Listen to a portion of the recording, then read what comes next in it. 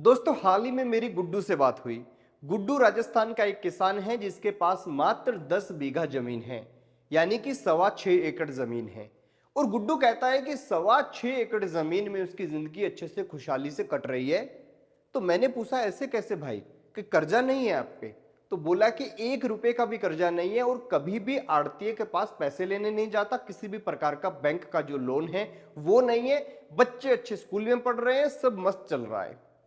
मैंने उसके पीछे का कारण पूछा कि क्या बिजनेस करते हो खेती के साथ में?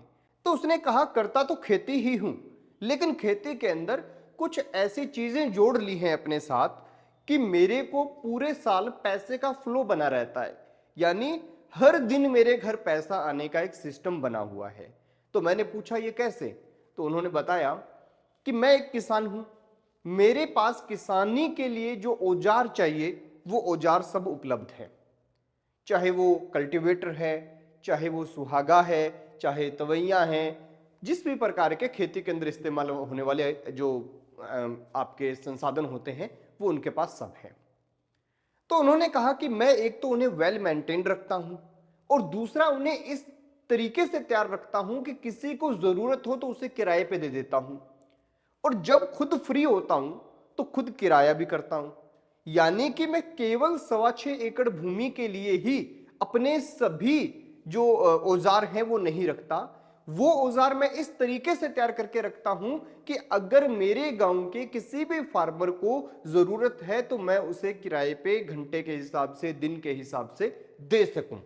क्योंकि मुझे खुद को तो रखने ही रखने हैं, लेकिन उसके साथ लोगों की सहायता भी हो जाए और मुझे रेगुलर इनकम भी आती रहे।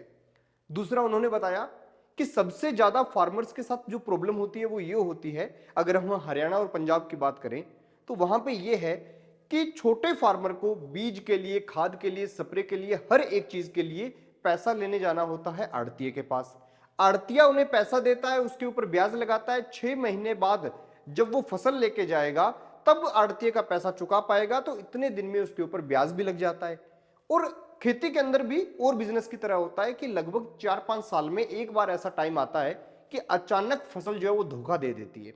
और धोखा देने का सबसे बड़ा कारण ये होता है कि कोई फसल होती नहीं है अचानक, और जिस साल नहीं होती उस साल वो ब्याज के ऊपर फिर चक्रवृद्धि ब्याज लगने लग जाता है, क्योंकि वो आड़तिए का पैसा जो है वो चुका नहीं पाता। और ऐसे करके एक फार्मर जो है वो एक कर्जे के बोझ में दब जाता है। दूसरा उन्होंने मुझे ये बताया कि मेरे को आड़ते के पास जाने की जरूरत नहीं होती, क्योंकि मैं किराए भाड़े से जो पैसा आता है उससे बीज खाद खरीद लेता हूं और उसी से अपनी खेती कर लेता हूं। दूसरा उन्होंने ये बताया कि मैं अपने खेत के अलावा किसी का खेत जो है वो रेंट पे नहीं लेता, यानी जमीन ठेके पे नहीं लेता। कहता मेरे पास 6.25 एकड़ जमीन है, मैं अगर 5-7-10 एकड़ जमीन और ठेके पे ले लूं तो ठेके पे लेने का तरीका ये होता है कि जिसकी जमीन आप ठेके पे लोगे उसे पहले आपको पैसा देना होगा। तो वो पहला पैसा जो है मैं कहां से लाऊंगा? किसी से कर्ज पे लूंगा, और कर्ज पे लूंगा तो उस पर ब्याज लगेगा।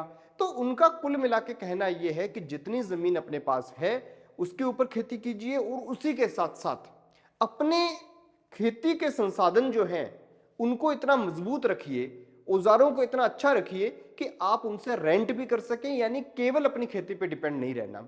और उन्होंने ये भी बताया कि जब बच्चे छोटे थे तब गृहस्थी का जीवन जो उनकी धर्मपत्नी है वो नॉर्मल संभाला करते थे, लेकिन जैसे बच्चे बड़े हुए तो उन्होंने 2-4 पशु और पाल लिए, और उनके दूध से जो पैसा बनता है उसी को वो घर के खर्च के लिए इस्तेमाल करते हैं। यानी कि गुड्डू ने जो अपना जीवन है उसको कुछ इस तरीके से बना रखा है कि वो कर्ज लेना पसंद ही नहीं करते, और कर्ज नहीं है वो व्यक्ति खुशहाल है। तो ये मुझे एक तरीका नजर आया कि किस तरह भारत के छोटे किसान खुद के यहाँ होने वाले अलग अलग प्रकार के उत्पादन से खुद के जीवन को अच्छे से जी सकते हैं और कर्ज मुक्त जीवन जो है वो जी सकते हैं। तो दोस्तों ये कहानी गुड्डू की थी, कैसे लगी कमेंट सेक्शन में जरूर बताएं।